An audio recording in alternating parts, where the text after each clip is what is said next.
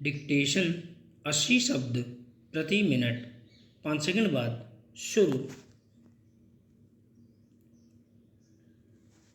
शुरू। भारत में वायु प्रदूषण से हालात इतने बदतर हो गए हैं कि लोगों की औसत उम्र तक पर इसका असर पड़ रहा है।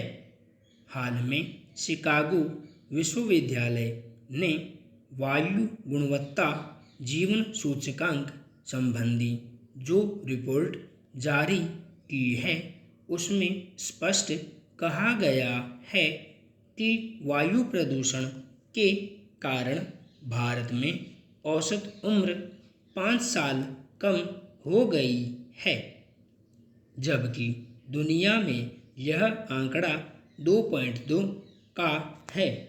इस लिहाज से देखें तो भारत की हालत सबसे ज़्यादा चिंताजनक है। वैसे भी बांग्लादेश के बाद भारत दुनिया का सबसे ज़्यादा वायु प्रदूषण वाला देश माना जाता है। हालांकि वायु प्रदूषण फैलाने में दूसरे देश भी कम पीछे नहीं हैं। इनमें चीन कहीं आगे है, लेकिन उसने वायु प्रदूषण से निपटने के लिए उपाय शुरू कर दिए हैं और दीर्घावधि की योजनाएं लागू की हैं, जिनके ठोस नतीजे सामने आने भी लगे हैं। जबकि भारत में ऐसे उपाय अब तक होते नहीं दिखे जो वायु प्रदूषण से लोगों को निजात दिला सकें। वैसे भी वायु प्रदूषण को लेकर विश्व स्वास्थ्य संगठन, पर्यावरण शोध संस्थानों और विश्वविद्यालयों की अब तक जितनी भी रिपोर्टें आई हैं उनमें सबसे खतरनाक स्थिति भारत की ही रहती है। दुनिया के सबसे ज़्यादा वायु प्रदूषण वाले शीर्ष 10-20 शहरों में भारत के 1 या 2 नहीं बल्कि 10 से ज़्यादा शहर शुमार रहते हैं। यह खतरनाक स्थिति दिनों दिन बढ़ती जा रही है। भारत में वायु प्रदूषण की समस्या पिछले 3-4 दशकों में तेजी से बढ़ी है। शहरीकरण और देश में वाहनों की बढ़ती संख्या तो बड़ा कारण है ही।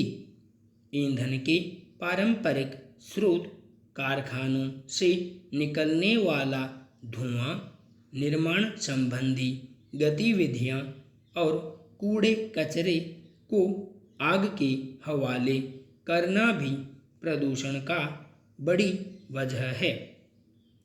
पराली जलाने से मुक्ति अभी भी नहीं मिल पाई है। हर साल अक्टूबर-नवंबर के महीने में ज़्यादातर राज्यों में किसान खेतों में पराली जलाते ही हैं। इसका असर यह होता है कि 2-2.5 महीने उत्तर भारत के ज़्यादातर राज्यों में वायु प्रदूषण गंभीर खतरे के स्तर के ऊपर ही बना रहता है। ऐसे में सांस लेने के लिए साफ हवा मिलेगी कहाँ से? शिकागो विश्वविद्यालय की रिपोर्ट बता रही है कि भारत में जहां औसत उम्र 5 साल घटी है, वहीं राजधानी दिल्ली में रह रहे लोगों की औसत उम्र 10 साल कम हुई है। इसके अलावा देश की 63% आबादी बेहद खराब हवा में सांस लेने को मजबूर है।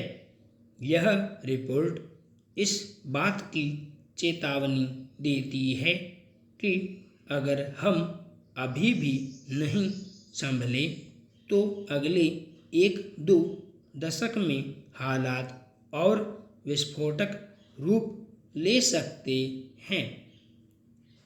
इस रिपोर्ट के निष्कर्षों को समाधान के संदर्भ में देखने की जरूरत है।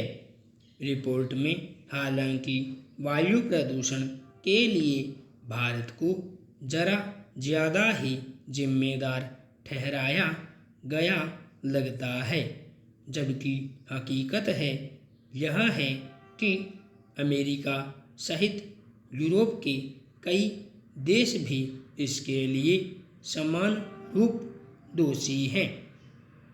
पर भारत की असलियत यह है कि वायु प्रदूषण से निपटने के उपायों को लेकर हमारी प्रगति की रफ्तार सुस्त बनी हुई है। कुछ एक बड़े शहरों को छोड़ दें तो आज भी गांव, कस्बों और मझोले शहरों की हालत अच्छी नहीं है। डीजल वाहन, जनरेटर आदि धड़ल्ले से चलते हैं। घरों में लकड़ी, कोयला आज भी जलाया ही जा रहा है। यहाँ तक कि भारत में ज़्यादातर बिजली घर भी कोयले से ही चलने वाले हैं। ये सब देखकर लगता नहीं कि वायु प्रदूषण से निपटना केंद्र और राज्य सरकारों की प्राथमिकता में शामिल है। ठोस और दूरदृष्टि वाली नीतियों का अभाव साफ दिखता है। ऐसे में वायु प्रदूषण कैसे कम हो, यह बड़ा सवाल है। योग भारत की प्राचीन विद्या है। इसे अध्यात्म तक पहुँचने का प्राथमिक सोपान माना जाता रहा है। इसलिए पिछली सदी तक योग की पहुँच आम जन तक नहीं थी। इसकी साधना अध्यात्म से जुड़े लोग ही किया करते थे। हालांकि भारत से योग विद्या सीखकर अन्य देशों के लोगों ने भी अपने यहाँ इसका विकास किया। कई भारतीय योग गुरुओं ने विदेशों में जाकर इस विद्या का प्रचार प्रसार किया, पर भारत में जन जन तक योग की पहुँच कुछ सालों पहले ही बन पाई। इसमें भारत सरकार की पहल भी काफ़ी महत्वपूर्ण रही। भारत सरकार ने संयुक्त राष्ट्र में अंतर्राष्ट्रीय योग दिवस मनाने का प्रस्ताव रखा और उसे मान लिया गया। उसके बाद से योग की प्रतिष्ठा बहुत तेजी से बढ़ी है। इस बार 8वां अंतर्राष्ट्रीय योग दिवस मनाया गया। हर साल योग शिविरों की संख्या बढ़ रही है। यह लोगों में योग के प्रति बढ़ते विश्वास का ही नतीजा है। कई राज्य सरकारें भी अपने यहाँ मुफ्त योग शिक्षक उपलब्ध कराने लगी हैं, जो मोहल्लों के पार्कों आदि में योग का प्रशिक्षण देते और योग कराते हैं। जब से अंतर्राष्ट्रीय योग दिवस मनाया जाने लगा है, न केवल भारत बल्कि दुनिया भर में योग शिविरों का आयोजन लगातार बढ़ता जा रहा है।